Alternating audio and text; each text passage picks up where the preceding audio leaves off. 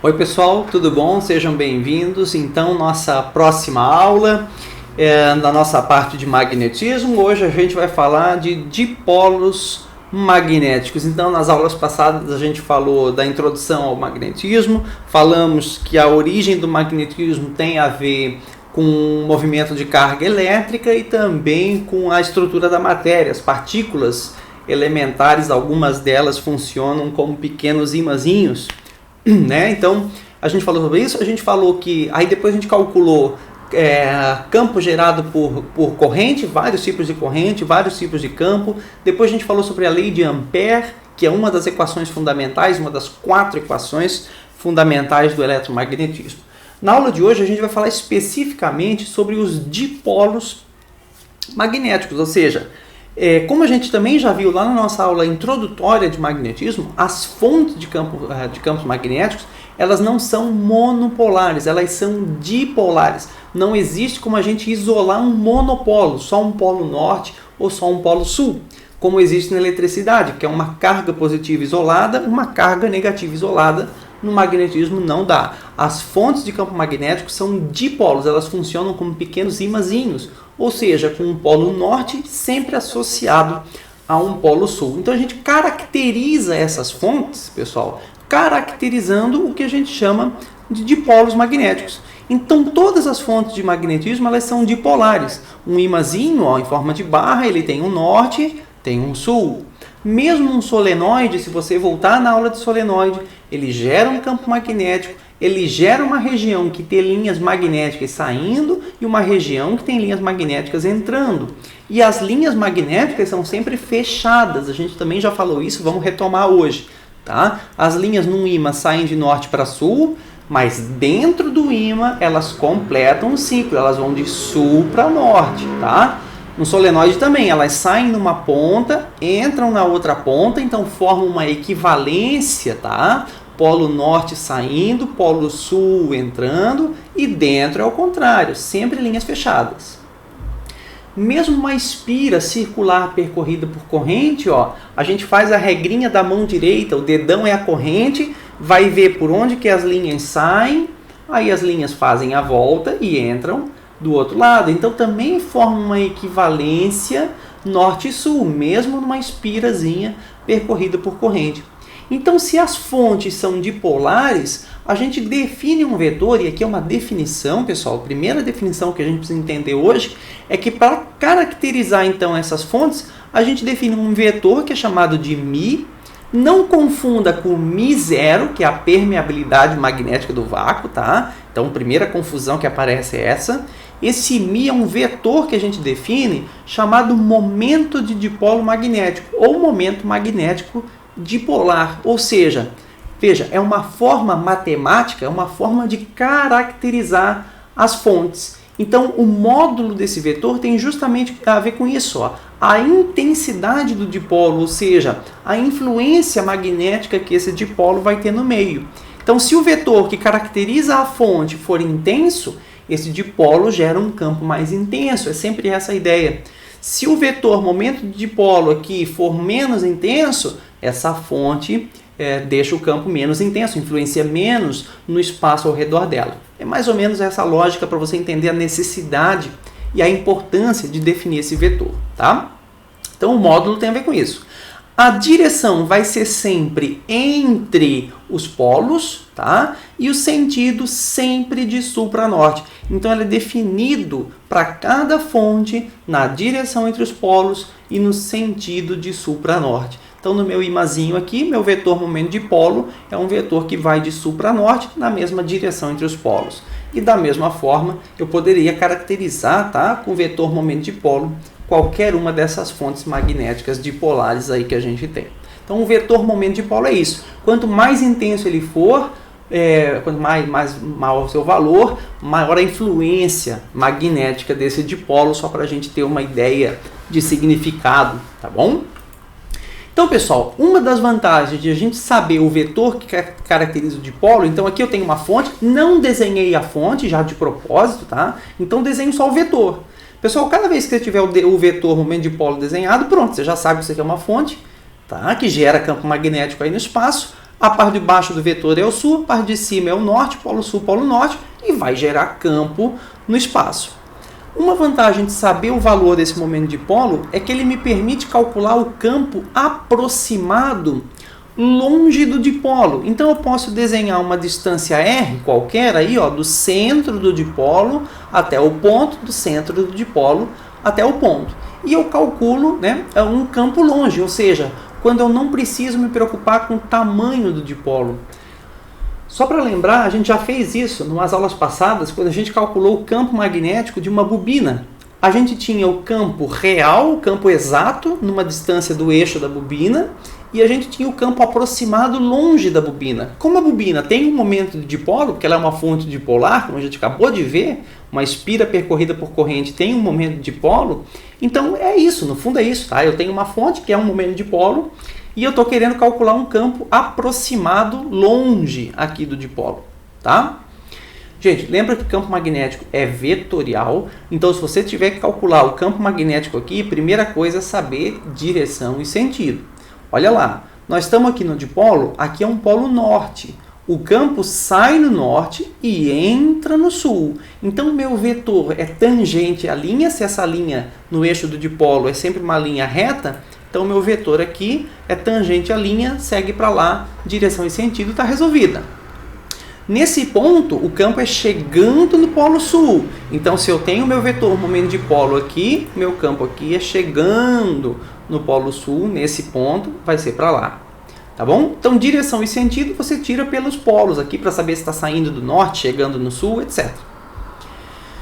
E o módulo? Então, direção e sentido matei, falta o módulo de B. Pessoal, então a intensidade do campo magnético do dipolo ela é diretamente proporcional a esse vetor momento de polo. Então, se eu tenho um momento de polo mais intenso, um vetor momento de polo maior, ele vai ter uma maior influência magnética, como eu tinha falado. Então, o módulo do campo nas proximidades, aqui na aproximação de longe dele, é diretamente proporcional ao momento de polo. Tá? Se eu dobro o momento de polo, dobro o campo magnético. Triplica o momento de polo, triplica o campo magnético. Diretamente proporcional. E ele é inversamente proporcional ao cubo da distância entre o centro do dipolo e o ponto que eu estou analisando. Então, ele é diretamente proporcional ao momento de polo, inversamente proporcional ao cubo da distância. Tá? E aí, como a gente já discutiu várias vezes, para eu trocar uma proporcionalidade para uma igualdade, eu tenho que botar apenas uma constante no caminho. E aí, com isso, eu determino a fórmula do módulo do campo magnético na aproximação de longe do dipolo a uma distância r dele. Tá? Então, olha aqui, ó. O B diretamente proporcional ao momento de dipolo, inversamente proporcional ao cubo da distância r, e aqui é só uma constante, μ0 sobre 2π. Gente, não confunda μ com μ0, tá? μ é o momento de dipolo, μ0 é aquela permeabilidade magnética do meio, se for o vácuo, 4π vezes 10 a menos 7. Então aí o π ainda vai simplificar, etc. Isso aqui é constante, tá bom? É isso, tá certo? Então, a unidade do momento de dipolo, eu não falei para vocês, mas se você brincar com as unidades aqui, não vou fazer, mas a unidade do vetor momento de dipolo, ele é Joule por Tesla ou Ampere vezes, não é por, tá? Ampere metro quadrado. Então, Joule por Tesla ou Ampere metro quadrado. Esse é o μ, que é o momento de dipolo, beleza? E só para a gente ter algumas noções de valores, um ímãzinho do dia a dia, um ímãzinho permanente aí, em forma de barra, ele tem um momento de dipolo da ordem de 5 joules por Tesla, 4, 2, 5, 8, enfim, dessa ordem, tá? Aproximado aí dessa ordem de grandeza. E a Terra, só para comparar, a Terra influencia o espaço muito mais, o tamanho desse dipolo é gigantemente maior que o dipolo de um ímã, tá? Então, o momento de dipolo magnético da Terra é da ordem de 10 a 22 joules por Tesla. Então, nosso vetor momento de dipolo, muito útil para calcular o campo magnético aí no entorno, desde que seja uma aproximação de longe do dipolo, tá bom? Então, eu consigo usar esses valores de μ e determinar o módulo de B a uma distância r ali no eixo. Vamos aplicar isso para a nossa bobina circular? Lembra que ela tem N voltas? A gente já viu isso nas aulas passadas, tá? Então ela tem N voltas, tem uma corrente aqui que circula nessa bobina, e aí eu determinava o campo num ponto do eixo desse dipolo, no eixo da bobina. A gente já fez isso, volta lá para lembrar a fórmula que a gente faz aqui. Pessoal, como é que eu sei que o campo é para a direita nesse ponto? Usando a regra da mão direita. Então pega um ponto aqui da bobina, ó, um ponto da bobina, se a corrente está passando aqui para fora, aqui para minha cara, ó, aqui para fora, dentro da bobina, meus dedos aqui, ó, dentro da bobina, estão passando para a direita. Então é por isso que eu sei que o campo está saindo para a direita aqui e, portanto, está entrando aqui na esquerda. Então eu posso definir o momento de dipolo, ó, no sentido do campo, ou seja, como se fosse um polo norte gerado aqui e um polo sul gerado aqui atrás da bobina. Tá bom? Então, só usar a regrinha da mão, você vai definir o vetor momento de polo magnético com tranquilidade. Bom, para essa bobina, foi o caso que a gente fez nas outras aulas de determinar o campo exato, o valor exato do B e o valor aproximado longe do dipolo. Tá? Como eu estou fazendo longe do dipolo, eu posso usar, pessoal, essa mesma fórmula aqui, tudo bem? Porque se ela funciona como um dipolo e essa fórmula aproxima o campo longe do dipolo, então eu posso tranquilamente calcular por essa fórmula. É isso que eu estou tentando mostrar para vocês. Então, se tem um momento de dipolo aqui, ó, o campo magnético no eixo do dipolo, para uma distância x, aqui eu chamei de R, mas enfim, seria uma distância x qualquer, μ0 sobre 2π, que é a mesma fórmula, momento de dipolo magnético dividido por x ao cubo, ou R ao cubo. Agora vamos comparar essa fórmula, volta lá nas aulas passadas, que você vai ver que eu botei uma fórmula para o campo aproximado longe da bobina, que era essa fórmula aqui, ó. B igual a μ0 vezes n voltas, vezes a corrente, vezes a área da bobina, que é πr ao quadrado, se ela for circular, tá? Dividido por 2π x ao cubo. Gente, olha que legal, esse é o ponto máximo da nossa aula aqui de surpresa, porque essa fórmula, no fundo, é exatamente igual à fórmula que eu estou mostrando hoje para vocês. Tá? A fórmula aproximada que a gente fez para a bobina é a mesma fórmula que a gente está vendo hoje. Pode ver, ó, μ0 sobre 2π está aqui, μ0 sobre 2π. Distância ao cubo, distância ao cubo.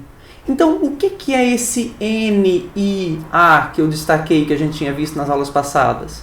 O NIA é o equivalente para um sistema físico como esse, é a forma de calcular o momento de dipolo da bobina. Então, se você tem uma bobina circular aí, você pode calcular o momento de dipolo magnético dela como N, que é o número de voltas, I, que é a corrente, e A, que é a área dela. Tá? Gente, essa fórmula não vale para qualquer fonte, tá? Essa fórmula não vale para um ímã permanente, não vale para um solenoide, enfim.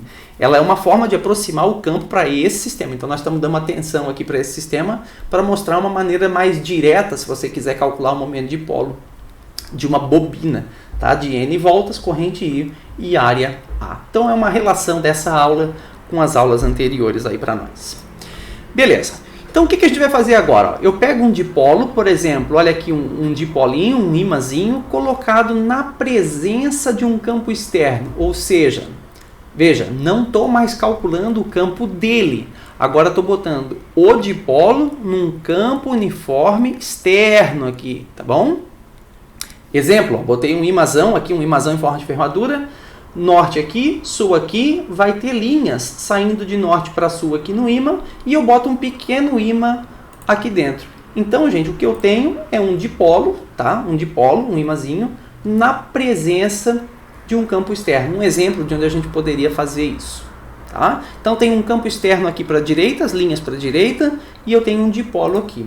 Lembra que o dipolo, então, caracterizado pelo vetor momento de dipolo, liga o polo sul ao polo norte, está aqui o vetor momento de dipolo, tá certo? Agora eu pergunto para vocês, o que é que vai acontecer se eu deixar esse dipolo livre ali dentro de um campo externo?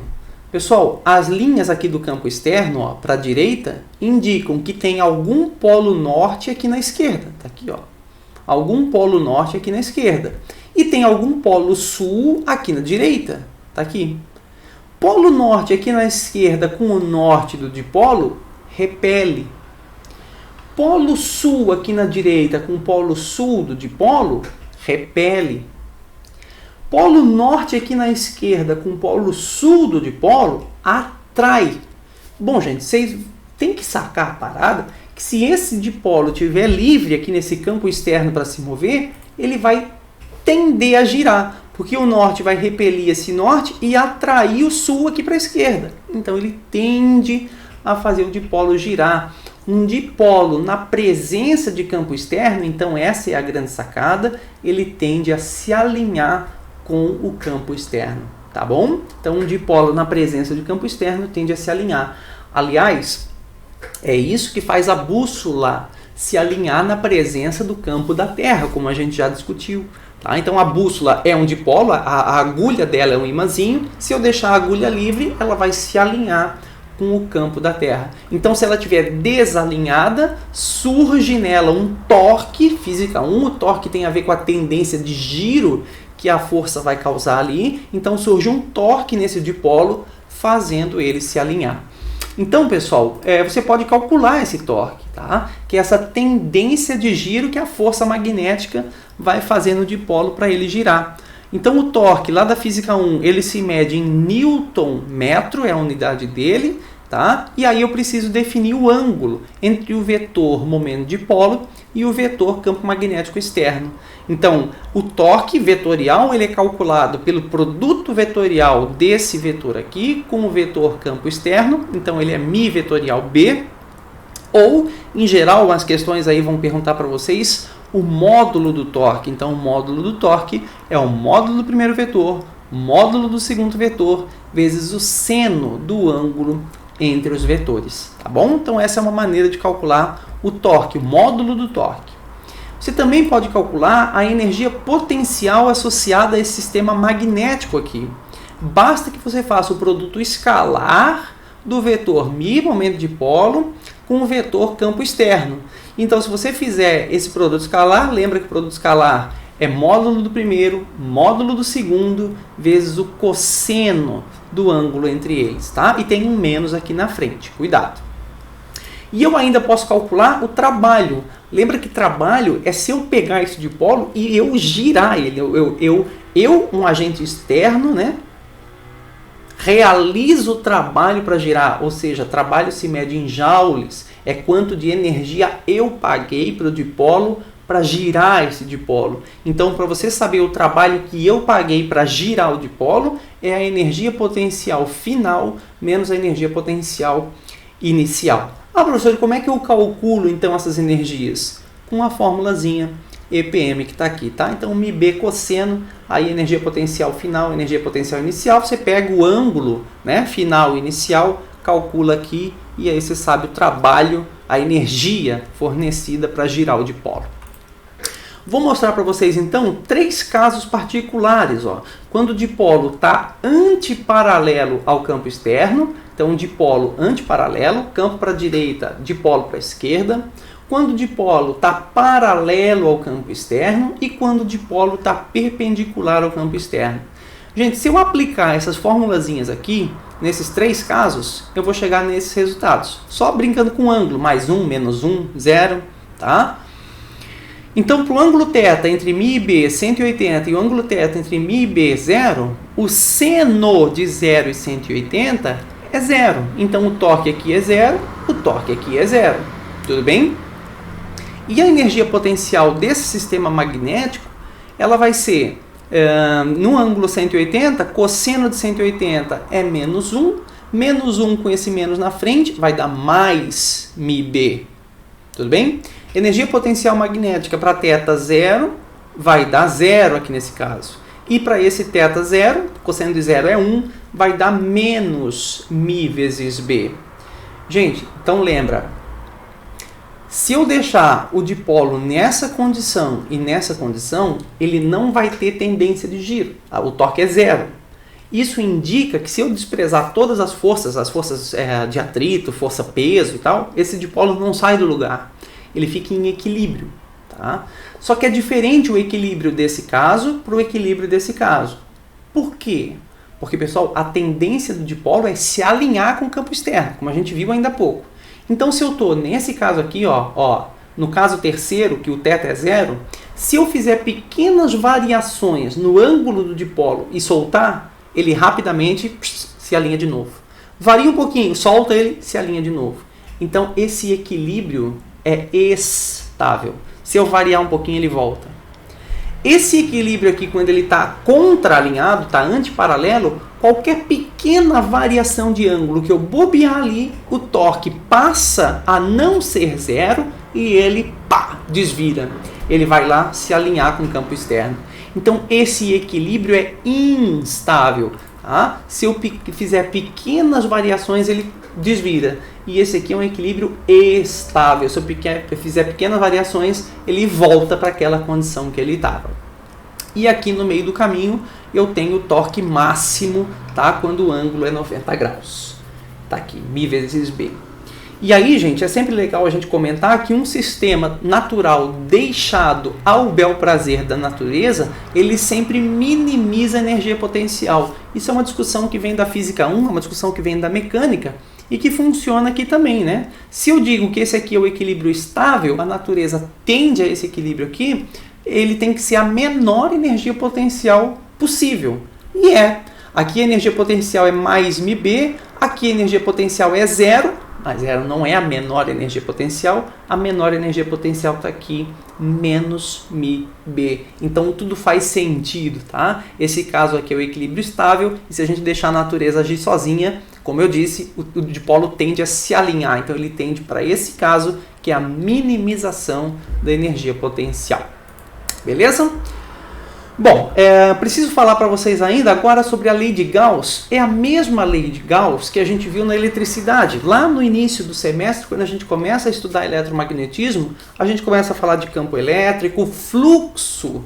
Tá? A gente calcula lá o fluxo do campo elétrico para depois construir a lei de Gauss para a eletricidade. Pessoal, eu vou fazer o mesmo raciocínio aqui. Eu tenho um campo magnético e eu quero começar calculando o fluxo em uma superfície aberta. Tá? Então lembra que o fluxo do campo elétrico lá atrás ele tinha a ver com as linhas de campo elétrico atravessando uma superfície aqui no desenho. Ó. Ou, agora se eu quero o fluxo magnético, tem a ver com as linhas de campo magnético que vão atravessar uma superfície. Tá bom? Então o que a gente define em geral para a superfície é o vetor N, que é o vetorzinho normal da superfície, né? 90 graus com ela. Então, meu vetorzinho normal está aqui, aqui a superfície está inclinada, então meu vetorzinho normal está aqui, e aí eu quero saber o fluxo. De novo, ideia das linhas, da intensidade do campo atravessando aquela superfície. Gente, para você calcular o fluxo, tá? É essa integral aberta, superfície aberta, então integral aberta do produto escalar do campo que você está querendo calcular o fluxo, vezes o elemento de área vetorial. O elemento de área vetorial é a mesma coisa que o elemento de área escalar, bem pequenininho, pedacinho da área aqui dA, na direção N, normal à superfície. Então lembra que esse produto escalar você pode abrir em duas possibilidades. Se você conhece o ângulo em todos os pontos da superfície, como aqui, ó, ou aqui, se eu conheço um ângulo, eu posso trocar BdA por módulo de um, módulo do outro, cosseno do ângulo, tá? Ou se a questão me fornecer em componentes, aí você troca tudo em componentes. Bx, dax, by, day, bz, daz. E aí integra componente a componente. Tá bom? Então esse BdA é produto escalar. B com elemento de área, você troca por uma dessas condições. E aí integra. Tá? Essa é a função que te permite calcular o fluxo. Essa operação te permite calcular o fluxo. Pessoal, é a mesma coisa, o fluxo elétrico, se você lembrar lá na sua cabeça do início do eletromagnetismo, era a integral de EdA. Então a mesma coisa que a gente fez lá, vale aqui para o fluxo de B, a integral de BdA agora para calcular o fluxo de B.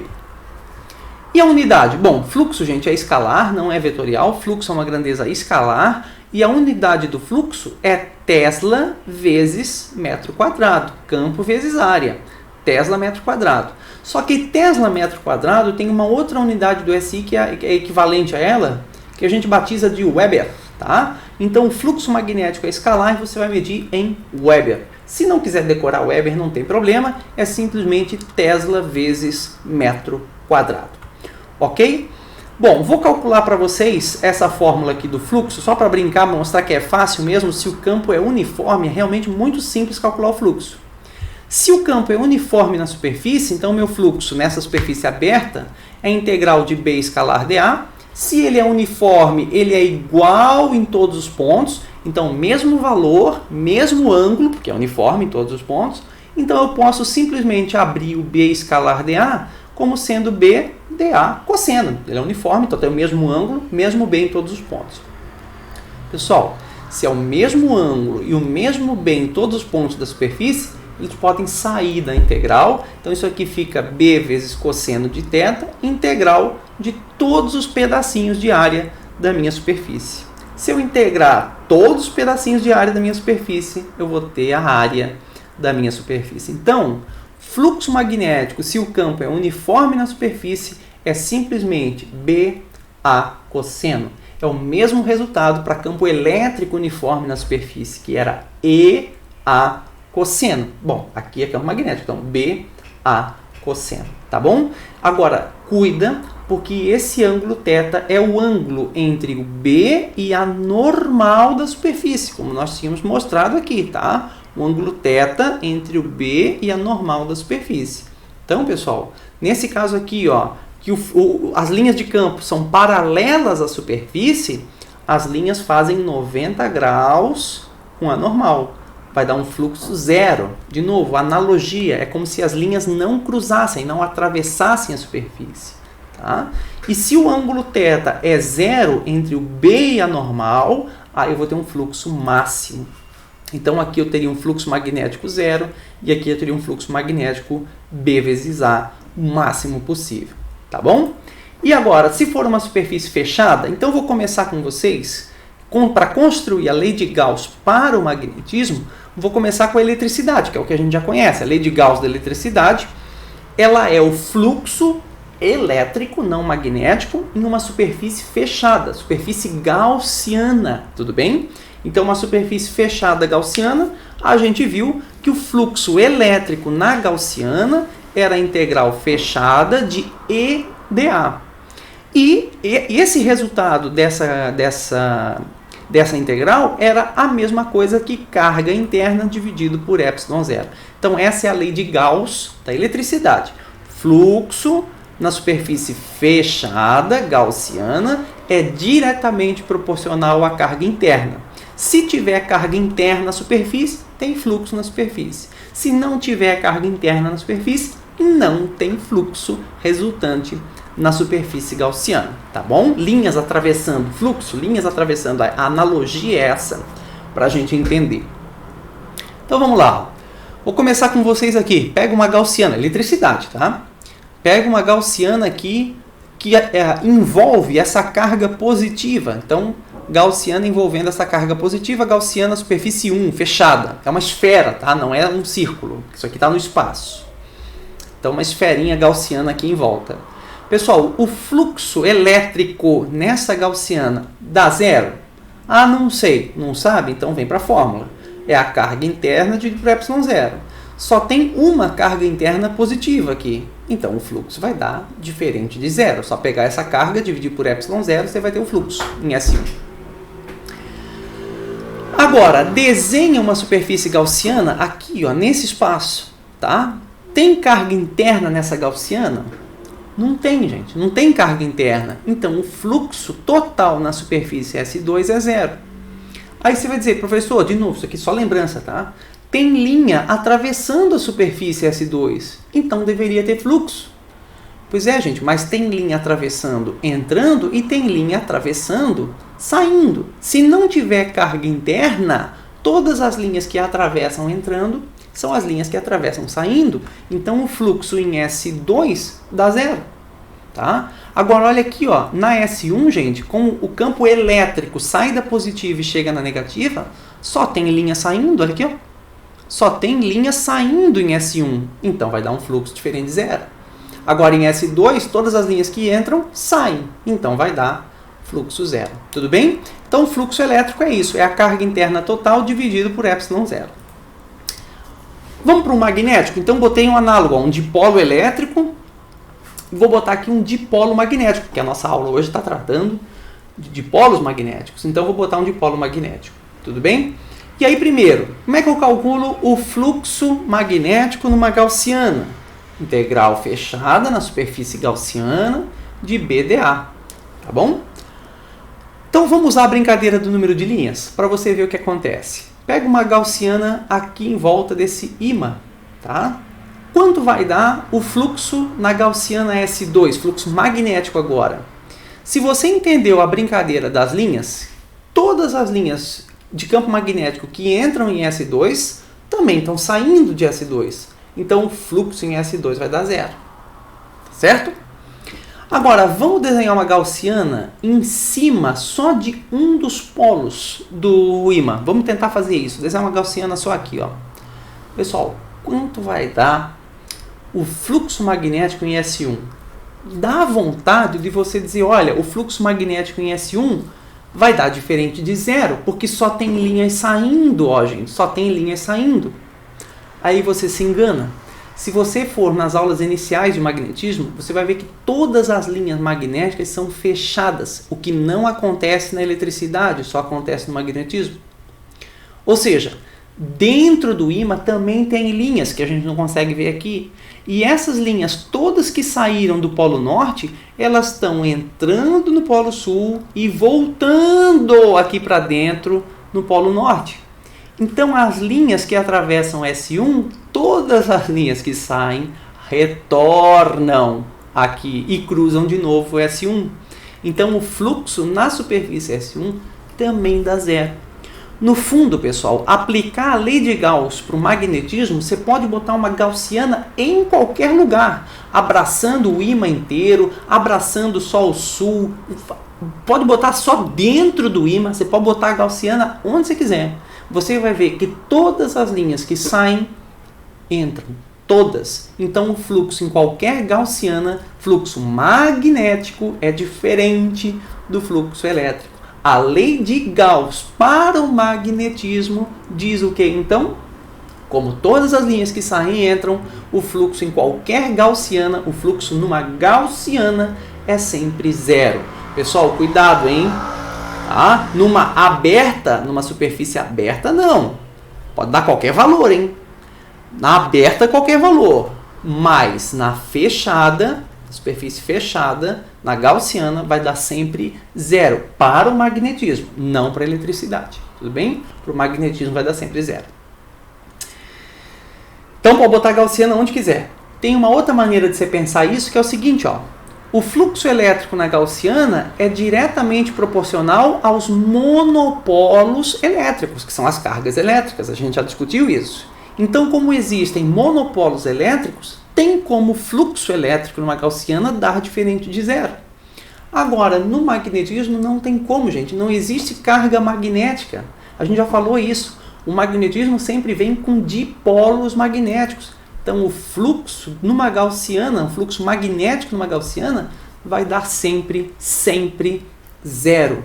Pessoal, essa equação aqui é uma equação fundamental do eletromagnetismo.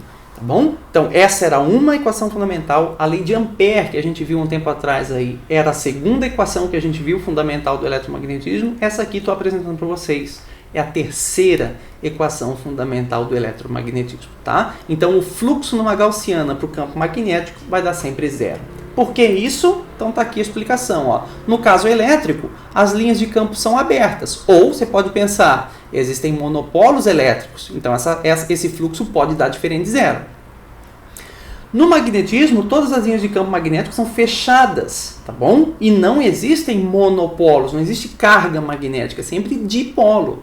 Então, o fluxo numa gaussiana do campo magnético vai dar sempre zero, tá bom? Então, essa é a equação que a gente chama de lei de Gauss para o magnetismo. A terceira equação fundamental que a gente está vendo na nossa corrida aí do eletromagnetismo. Bom, fazer um exemplo para você ver como é que se usa essa equação, ó. Então, uma superfície gaussiana em formato de prisma de base triangular. A gaussiana pode ter qualquer formato, pode ser cúbica, desde que seja fechada. Pode ser esférica, o que você quiser. Tá? Então, eu tenho uma gaussiana em formato de prisma de base triangular, está aqui ela. As dimensões da gaussiana estão aqui. E aí ele diz, nas superfícies laterais, o campo magnético aponta para dentro do prisma, perpendicular às mesmas, perpendicular às superfícies laterais, com módulo 0,2 Tesla. Nas superfícies superior e inferior, nas tampas, tá? Nas tampas superior e inferior, o campo magnético aponta para fora do prisma, perpendicular a elas. Qual é o módulo do campo magnético nessas superfícies, ou seja, nas tampas, porque na lateral tem? É isso que ele quer saber. Então, pessoal, se você tem uma gaussiana aqui, uma superfície fechada, você já sabe que o fluxo na gaussiana, o fluxo do campo magnético, tem que ser zero. É a equação fundamental do eletromagnetismo, tá? E aí você usa uma estratégia que a gente vem usando há muito tempo. Uma gaussiana, se ela for regular, como esse prisma aqui, você pode abrir a integral fechada numa soma de integrais abertas. Da mesma forma que a lei de Ampère, quando você faz um caminho fechado regular, você pode abrir a integral de linha fechada numa soma de integrais de linhas abertas. Então eu posso imaginar que essa integral fechada nessa gaussiana é uma soma da integral aberta nas laterais e nas tampas. Tá? Então fica assim, ó, integral aberta na lateral 1, integral aberta na lateral 2, integral aberta na lateral 3, integral aberta na tampa de cima, integral aberta na tampa de baixo. Tudo isso somado vai dar zero. Agora veja, a gente viu pela questão que o BDA nas laterais é sempre o mesmo, porque nas laterais o campo aponta em todas elas, aponta para dentro. Então o ângulo é sempre o mesmo, em todas as laterais o campo está igual e o ângulo está igual. Então eu posso somar essas três integrais na lateral como sendo 3 vezes a integral em uma das laterais. É uma coisa. Tá? E nas tampas ele falou também que o campo na superfície superior e inferior, o campo magnético aponta para fora. Nas duas aponta para fora. Então eu posso juntar essas duas aqui como sendo 2 vezes a integral aberta na tampa. Ok? E aí agora eu preciso abrir o BDA. Se você voltar uns slides anteriores aí, você abre o BDA como sendo BDA cosseno ou em componentes. Tá? Nesse caso, como eu já sei que eles são perpendiculares às superfícies, não viaja. É direto, é BDA cosseno. Tá? Eu já sei que eles são perpendiculares, ó, na lateral ele está para dentro da superfície, nas tampas ele está para fora. E o Nzinho que aparece aqui, lembra da aula de lei de Gauss da eletricidade, cada vez que você estiver trabalhando com uma gaussiana, que é uma superfície fechada, o Nzinho é sempre definido para fora, tá, gente? Para fora da gaussiana em todos os pontos. Então, na tampa aqui para fora, na lateral o Nzinho aqui para fora. Aí troca, então, ó, 3 vezes BA cosseno, porque daí o B é uniforme na superfície, BA cosseno, B na lateral, área na lateral, cosseno de 180. Entre o B e o N, ó. Tá? Integral da tampa, se o campo é uniforme na tampa, fica BA cosseno. Então, 2 vezes B da tampa, área da tampa, cosseno de 0 entre o B e o N.